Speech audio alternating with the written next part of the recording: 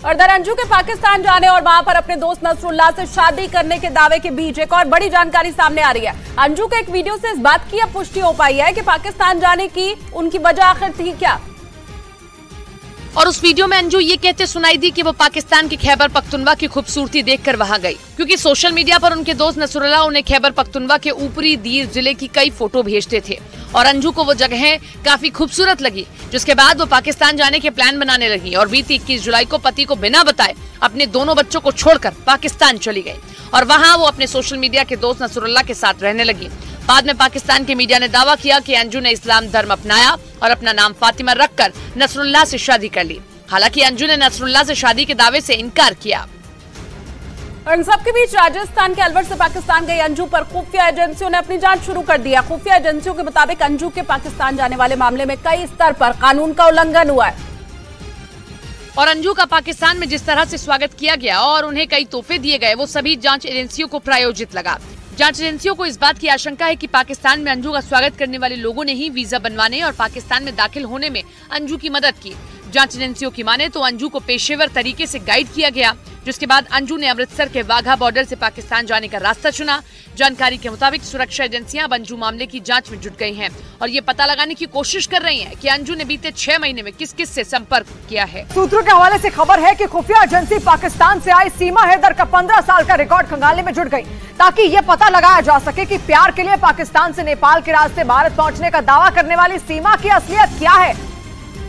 क्योंकि सूत्रों का कहना है कि कई दिनों की पूछताछ के बाद भी जांच एजेंसियों को सीमा के दावों पर भरोसा नहीं। ऑनलाइन गेम पबजी पर सचिन से मिलना और कुछ दिनों की मोहब्बत के बाद बच्चों को लेकर नेपाल के रास्ते सीमा का भारत पहुंचना खुफिया एजेंसी को खटक रहा है। सूत्र बताते हैं कि खुफिया एजेंसियों को शक है कि सीमा सचिन से प्यार करने की आड़ में बड़ी साजिश को अंजाम देने की फिराक में है। इसीलिए असलियत जानने के लिए खुफिया एजेंसियों ने उनका 15 साल का रिकॉर्ड खंगालना शुरू कर दिया। जांच एजेंसियां ये पता लगाने में जुट गई कि पति गुलाम हैदर के सऊदी अरब जाने के बाद सीमा किन किन लोगों के संपर्क में थी और कैसे उनकी जिंदगी में सचिन की अचानक एंट्री हुई।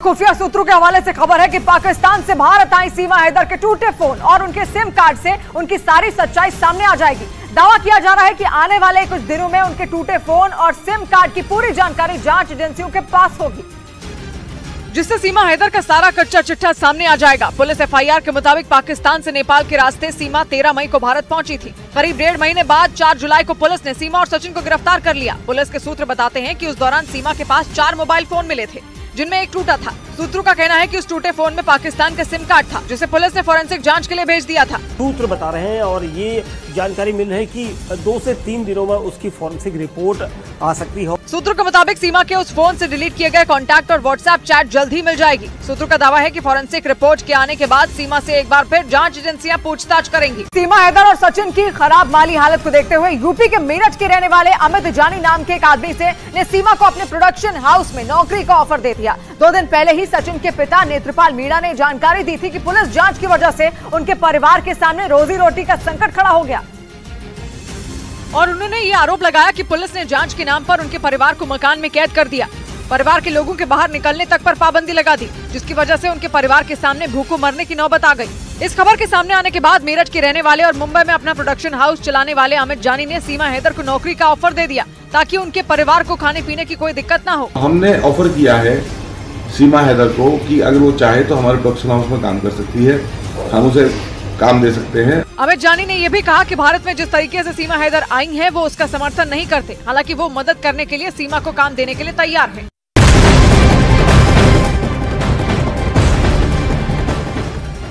बड़ी खबर आपको बताएं, ब्रिटेन में भारतीय उच्चायोग पर हमले के मामले में एनआईए ने पंजाब में छापेमारी की है। एनआईए ने पंजाब में 31 जगहों पर रेड की कार्रवाई की है। पंजाब में छापेमारी लंदन में भारतीय उच्चायोग के सामने प्रदर्शन करने वालों के करीबियों के यहाँ पर हुई है।